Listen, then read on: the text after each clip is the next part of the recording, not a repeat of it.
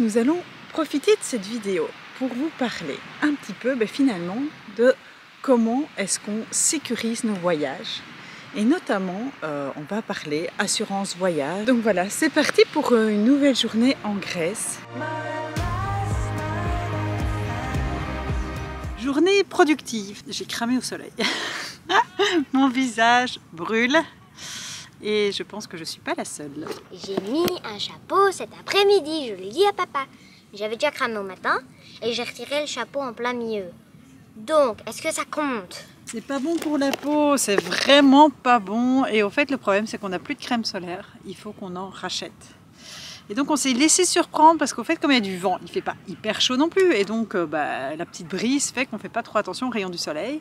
Et sur une plage, il n'y a rien à faire. On brûle. Et donc, ouais, le visage ici, il a quand même bien chauffé chez tout le monde. Donc, ouais, ça va être crème après solaire dans les prochains jours. On va essayer de bien se réhydrater et puis repenser quand même à mettre de la crème, mettre des chapeaux. Enfin, d'abord racheter de la crème et puis mettre des chapeaux et se protéger quand même au maximum de ces rayons qui sont parfois très mauvais du soleil.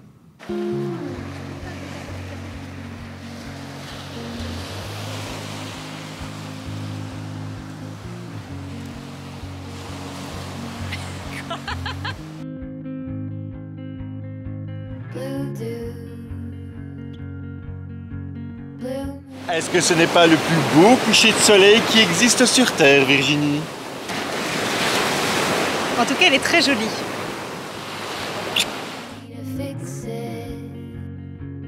Ça fait 2 jours qu'on vous parle de notre belle plage. Ce qu'on ne vous a pas encore dit, au fait, c'est qu'ici, c'est un coin de rassemblement de camping-cars, de camions aménagés. Donc si vous voulez faire votre shopping pour savoir lequel acheter la prochaine fois, vous pouvez venir ici. En gros, ici, il y a pas mal d'Allemands, des Autrichiens, et il y en a qui vivent ici à l'année. Donc voilà, sous le soleil, ils sont bien. Donc de ce qu'on a compris, en fait, comme l'école à la maison est interdite en Allemagne, ils vivent à l'étranger et comme ça, ils ne sont pas soumis à l'obligation scolaire en Allemagne.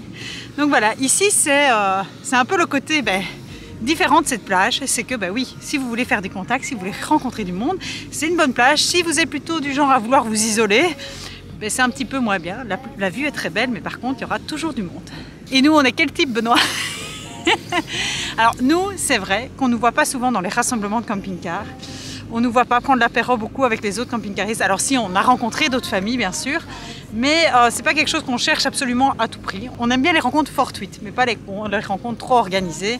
C'est pas notre truc, voilà. Disons qu'on a déjà bien à faire avec nos 4 filles et devoir en plus après gérer les rencontres avec d'autres personnes, parfois c'est un peu compliqué. On aime bien quand ça se fait de manière spontanée plutôt, de venir spécifiquement à un endroit où il y a plein de camping-caristes pour en rencontrer d'autres.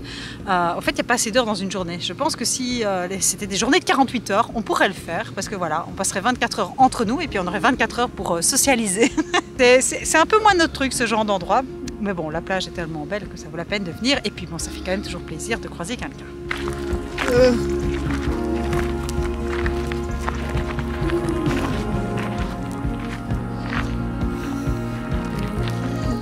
Alors l'inconvénient avec tous ces camions, c'est les chiens.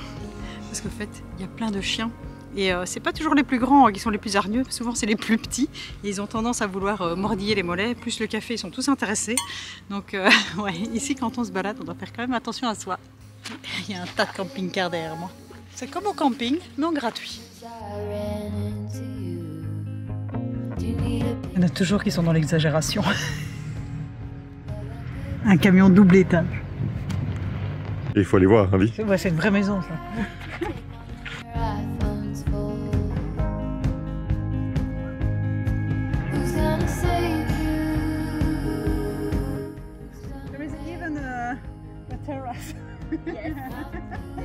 Bon, clairement, ce camion, c'est le grand luxe.